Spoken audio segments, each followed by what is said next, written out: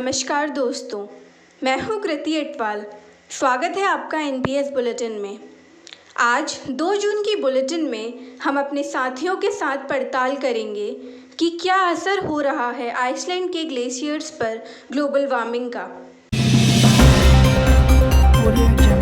क्या नाम दिया है विश्व स्वास्थ्य संगठन ने पहली बार भारत में पाए गए कोरोना वेरिएंट को।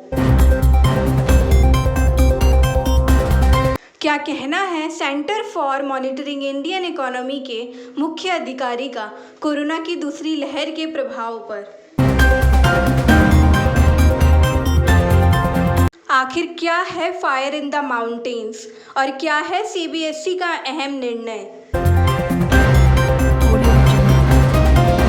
क्या संदेश देना चाहती है जल शक्ति अभियान की ट्विटर पोस्ट।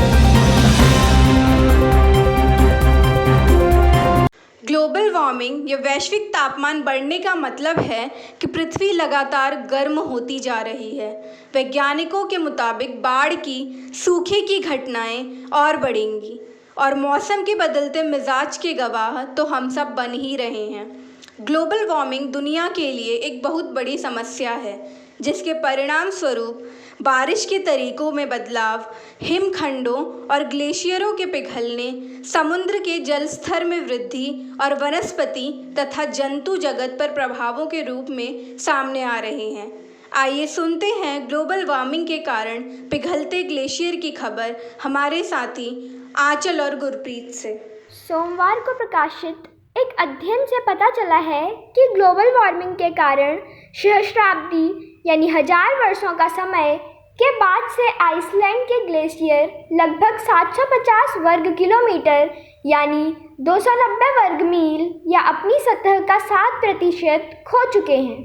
1890 के बाद से ग्लेशियरों से ढकी भूमि में लगभग 2200 वर्ग किलोमीटर या 18% की कमी आई है, लेकिन शोधकर्ताओं द्वारा हाल की गणना के अनुसार इस गिरावट का लगभग 1/3 वर्ष 2000 के बाद से हुआ है। विशेषज्ञों ने पहले चेतावनी दी थी कि आइसलैंड के ग्लेशियरों के 2200 तक पूरी तरह से गायब होने के खतरे हैं। Iceland's glaciers have lost around 750 square kilometers or 290 square miles or 7% of their surface since the turn of the millennium due to global warming, a study published on Monday showed. Since 1890, the land covered by glaciers has decreased by almost 2,200 square kilometers or 18%. But almost a third of this decline has occurred since 2000, according to the recent calculations by researchers. Experts have previously warned that the Iceland glaciers are at a risk of disappearing entirely by 2200. विश्व स्वास्थ्य संगठन ने कोविड-19 के variant के नामकरण के लिए एक नए सिस्टम का ऐलान किया है। इसके तहत अब WHO भारत, ब्रिटेन, दक्षिण अफ्रीका समेत दूसरे देशों में पाए जाने वाले कोरोना वेरिएंट का नाम रखने के लिए ग्रीक भाषा के अक्षरों का इस्तेमाल करेगा। आइए सुनते हैं यह खबर हमारे साथी दीपिका और रिया से। विश्व स्वास्थ्य संगठन WHO ने सोमवार को कोरोना वायरस रोग यानी कोविड-19 के विभिन्न रूपों के लिए ग्रीक अक्षरों का उपयोग करते हुए नए लेबल की घोषणा की। WHO ने भारत में पहली बार पहचाने गए कोरोना वायरस के प्रकार को डेल्टा नाम दिया है। एक अन्य प्रकार जो पहले भारत में पाया गया था, उसे कप्पा के रूप में लेबल किया गया है। The World Health Organization, or most commonly known as WHO, on Monday announced new labels using Greek alphabets for various variants of the coronavirus disease COVID-19. WHO has labeled the variant first identified in India as Delta. Another variant that was earlier found in India has been labeled as Kappa.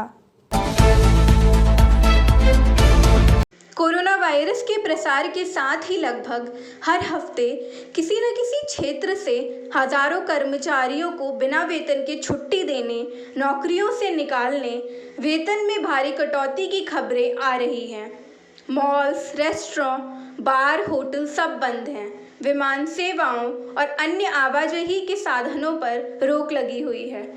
ऐसे में संस्थान लगातार लोगों की छंटनी कर रहे हैं और हर कोई इसी डर के साए में जी रहा है कि न जाने कब उसकी नौकरी चले जाए। आइए सुनते हैं प्रमोद कांडपाल और प्रथम मित्तल से कि इस पर centre for monitoring Indian economy का क्या कहना है।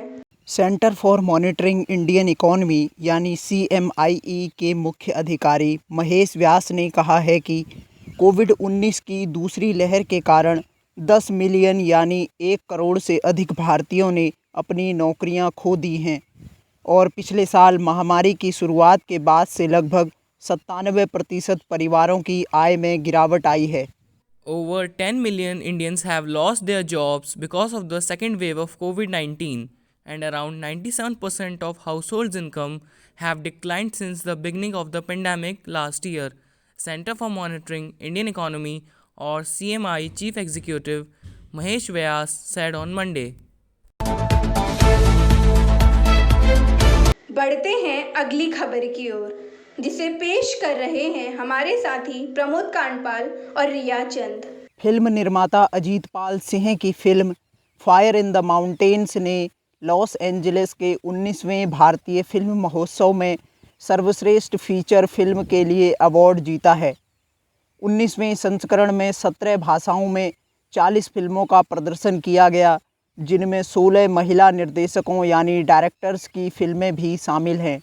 Filmmaker Ajit Pal Singh's acclaimed movie Fire in the Mountains has won the Audience Award for Best Feature at the 19th Indian Film Festival of Los Angeles. The 19th edition showcased 40 films in 17 languages, including movies by 16 women directors. देश भर में corona महामारी के संक्रमण के मामलों में तेजी से इजाफा हो रहा है। जहां एक ओर स्वास्थ्य सेवाएं चरमरा रही हैं, वहीं दूसरी ओर बच्चों से लेकर युवाओं तक की पढ़ाई प्रभावित हो रही है। परिणाम स्वरूप कई विश्वविद्यालय, कॉलेज और स्कूल बोर्ड या तो परीक्षाओं को स्थगित कर चुके हैं या रद्द। आइए सुनते हैं हमारे साथी आंचल और गुरप्रीत से CBSE के एक और अहम फैसले के बारे में। कोविड के कारण पैदा हुई अनिश्चित परिस्थितियों तथा विभिन्न हितधारकों से प्राप्त प्रतिक्रिया को देखते हुए मंगलवार को PM मोदी की अध्यक्षता में हुई एक बैठक में यह निर्णय लिया गया कि इस वर्ष CBSE कक्षा 12वीं की बोर्ड परीक्षा आयोजित नहीं की जाएगी। CBSE बोर्ड परीक्षा रद्द होने के बाद council for the Indian school certificate examination यानी CFI-SCE ने भी इस साल के लिए अपनी ISC परीक्षा रद्द कर दी है।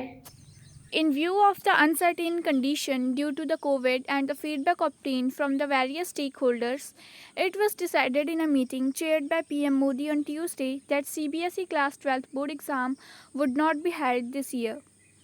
Following the cancellation of CBSE board examination, the Council for the Indian School Certificate Examination has also scrapped its ISC examination for this year. Plastic, plastic और बस प्लास्टिक। नज़रें जिधर भी घुमाओ आपको बस यही नज़र आएगा। हमारी तमाम सारी उपयोग की चीज़ें इसी प्लास्टिक से बनी हैं। इन्हीं सामानों में से एक है प्लास्टिक पॉलीथीन। आज के इस कार्टून में यही दिखाया गया है कि कैसे हम हर एक गिरते मिनट में लगभग 10 लाख नई पॉलीथीन खरीदते हैं, जिनका हम केवल 12 मिनट ही उपयोग करते हैं। वहीं ये सालों तक हमारे आसपास रहती हैं।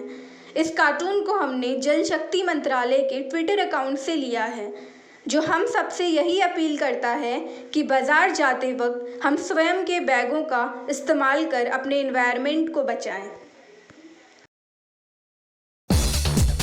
आज के लिए बस इतना ही। और जानकारी